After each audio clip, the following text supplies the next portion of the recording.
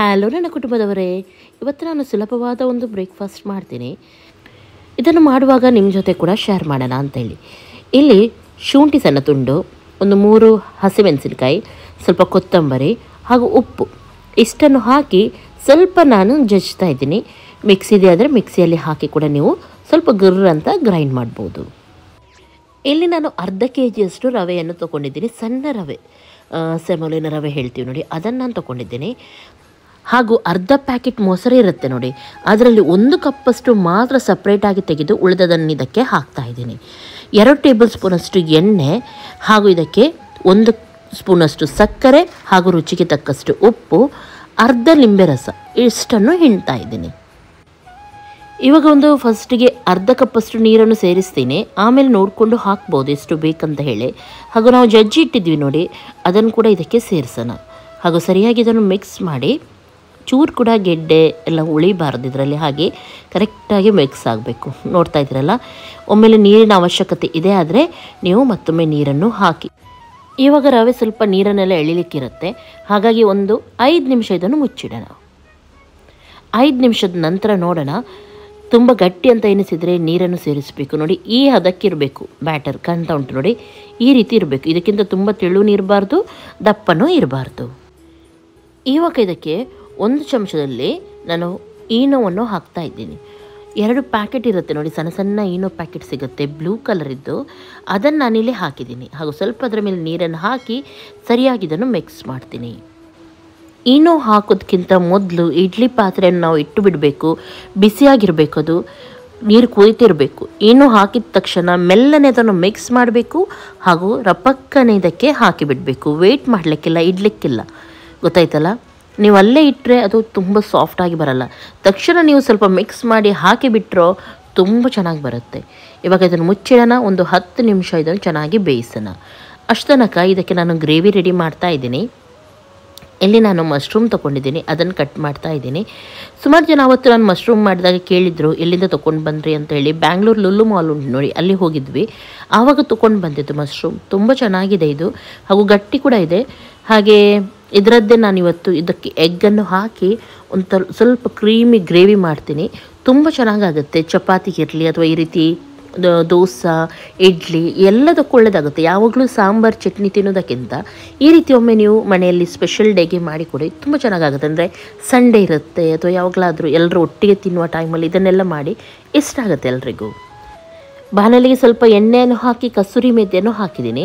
ಹಾಗೂ 5 medium size ನೀರುಳ್ಳಿ ಉಂಟು ನೋಡಿ, ಅದನ್ನು ಹಾಕಿ ಚೆನ್ನಾಗಿ ಇವಾಗ ಇದನ್ನು ಫ್ರೈ ಮಾಡ್ತಾ ಇದ್ದೀನಿ. ಒಳ್ಳೆ ರೀತಿ ಕೆಂಪಾಗೋವರೆಗೂ ಇದು ಫ್ರೈ ಆಗಲಿ. ಸಿಂಪಲ್ ಗ್ರೇವಿ ತೋರಿಸ್ತಾ ಇದ್ದೀನಿ. ಬೆಳಗಿನ ಅವಸರದಲ್ಲಿ ಕೂಡ ನೀವು ಇದನ್ನು ಎಲ್ಲರಿಗೆ ಮಾಡಿ ಕೊಡ್ಬೋದು.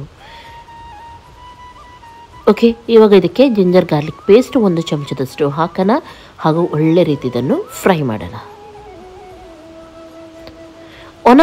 ಒಣ ಮಸಾಲದಲ್ಲಿ ಸಿಂಪಲ್ 2 ಟೇಬಲ್ ಸ್ಪೂನಷ್ಟು ಕೊತ್ತಂಬರಿ ಹಾಗೂ 2 ಟೇಬಲ್ ಸ್ಪೂನಷ್ಟು ಖಾರದ ಪೌಡರ್ ತೊಗೊಂಡಿದ್ದೀನಿ. 1/4 ಸ್ಪೂನಷ್ಟು ಜೀರಾ ಪೌಡರ್, ಅರಿಶಿನ ಪೌಡರ್ ಹಾಗೂ ಸ್ವಲ್ಪ ನಾನಿಲ್ಲಿ ಗರಂ ಮಸಾಲ ತೊಗೊಂಡಿದ್ದೀನಿ. 1 ನಿಮಿಷ ಇದನ್ನು ಫ್ರೈ ಮಾಡಿ. ಆಮೇಲೆ 3 ಟೊಮೆಟೊವನ್ನು ಗ್ರೈಂಡ್ ಮಾಡಿ ಹಾಕ್ತಾ ಇದ್ದೀನಿ.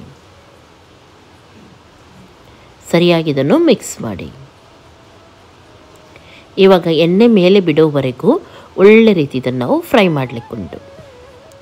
ಉಪ್ಪನ್ನು ಕೂಡ ಸೇರಿಸ್ತಾ ಇದ್ದೀನಿ. ಚೆನ್ನಾಗಿ ಇವಾಗ ಫ್ರೈ ಆಗಿದೆ, ಆಯಿಲ್ ಎಲ್ಲ ಬಿಟ್ಟಿದೆ. ಆಮೇಲೆ ಇದಕ್ಕೆ ಮಶ್ರೂಮನ್ನು ಹಾಕ್ತಾ ಇದ್ದೀನಿ. ಸರಿಯಾಗಿ ಇದನ್ನು ಮಿಕ್ಸ್ ಮಾಡಿ.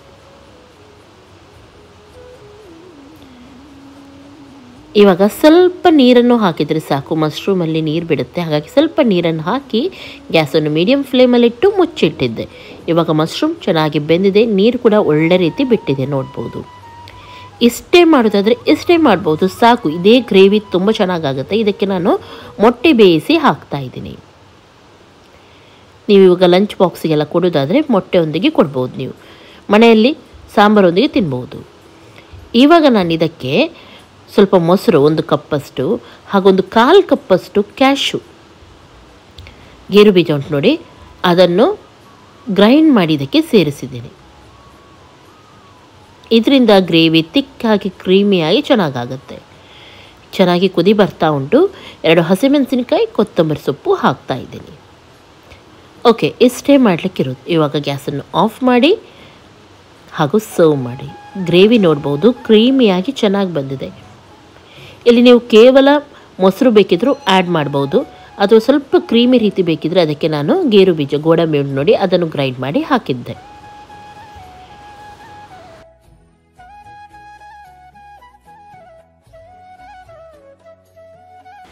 ಇಲ್ಲಿ ನೋಡ್ಬೋದು ಎಷ್ಟು ಚೆನ್ನಾಗಿದು ಬಂದಿದೆ ಅಂತ ಹೇಳಿ. ಹಾಗೂ ಈಗ ತೆಗೆದು ಕೂಡ ನಾನು ನಿಮ್ಮ ಜೊತೆ ಶೇರ್ ಮಾಡ್ತೀನಿ. ಎಷ್ಟೊಂದು ಸಾಫ್ಟ್ ಬಂದಿದೆ, ನೋಡುವಾಗಲೇ ಗೊತ್ತಾಗುತ್ತೆ. ಇದು ಲೈಟ್ ವೆಯ್ಟ್ ಆಗಿ ತುಂಬ ಚೆನ್ನಾಗಿ ಬಂದಿದೆ ಇದು. ಇವಾಗ ಕಟ್ ಮಾಡೋಣ. ನೋಡಿ ಎಷ್ಟು ಸಾಫ್ಟ್ ಇದೆ, ಕಟ್ ಮಾಡುವಾಗಲೇ ಗೊತ್ತಾಗುತ್ತೆ. ಓಕೆ, ನೋಡಿ ಯಾವ ರೀತಿ ಬಂದಿದೆ. ಸೇಮ್ ಕೇಕ್ ಎಲ್ಲ ಇರುತ್ತೆ ನೋಡಿ, ಸ್ಪಾಂಜ್ ಕೇಕ್ ಎಲ್ಲ ಅದೇ ರೀತಿ ಬಂದಿದೆ ಅಲ್ವಾ.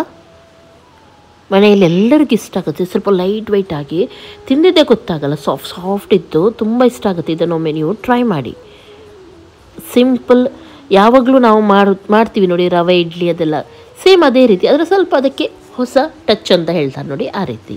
ಹಾಗಾಗಿ ಎಲ್ಲರೂ ಎನ್ನಿಸ್ತಾರೇನೋ ಹೊಸ ರೆಸಿಪಿ ಅಂತೇಳಿ. ಮನೇಲಿ ಎಲ್ಲರೂ ಕೂಡ ತಿಂತಾರೆ. ನಾನು ಹಾಗೆ ಮಾಡೋದು, ಒಂದು ರೆಸಿಪಿಯಲ್ಲಿ ಸ್ವಲ್ಪ ಆಚೀಚೆ ಮಾಡಿದರೆ ಸಾಕು, ಅದರ ಹೊಸತ್ತಂತ ಹೇಳಿ ಆಸೆಪಟ್ಟು ತಿಂತಾರೆ.